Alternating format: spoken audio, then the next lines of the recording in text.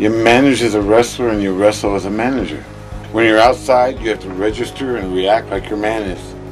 When you're in the ring, you have to be a coward. That's all you have to do. It works. Everybody wants to wrestle. Right. Everybody in the business wants to wrestle or around the business, but realistically, I could not see myself, being beat the shit out of, on a regular basis. So I always thought, well, maybe I could manage, or I could just, do promos in a car. Right. That was my only goal. I didn't actually think I'd do this for money. Here's the deal, he says, you get stigmatized as a manager, you're probably going to be there the rest of your career. So be careful before you go on this road.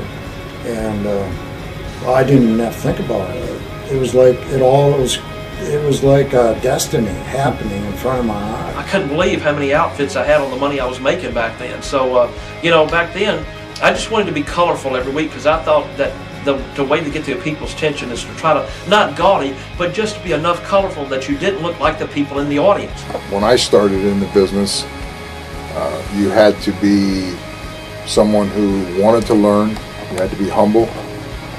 And if you didn't have a good attitude, you didn't survive. His matches were pretty simple, and he had nice high spots that were easy to follow. So for an uneducated person in wrestling like me, it was like, okay, well, there's no mistaking the whole come off the top rope thing. You know? Right. So, okay, I know how to recognize this. And with women, there's no payoff, because you can't beat them up. You can't have a cage match. You can't hurt them. You can't do anything to them. So you look good, like your honeymoon, till the lights go off. If you want to talk about the toughest wrestlers that I've ever managed, I would have to say Alfred Seeker. I mean, maybe he just didn't know where we were coming from and what we came from and what we knew, and that we did respect everyone. And I mean, even though I knew he didn't like me from day one, I still said hello and shook his hand every day. Right. The way the business is structured, in order for one person to rise, somebody else has to fall. Save your money and stay away from the boys. Don't go out with the boys. Don't date the boys. Keep your private life separate from the wrestling business. That way you'll go a lot further. We became very close. We became family, and it became just us against everybody, because all we had was the three of us.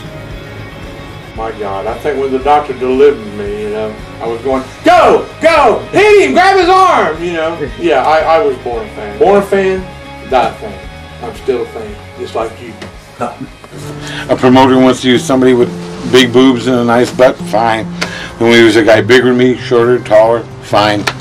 I had a choice a long time ago to get an education and go on to medical school or law school, or trip and distract.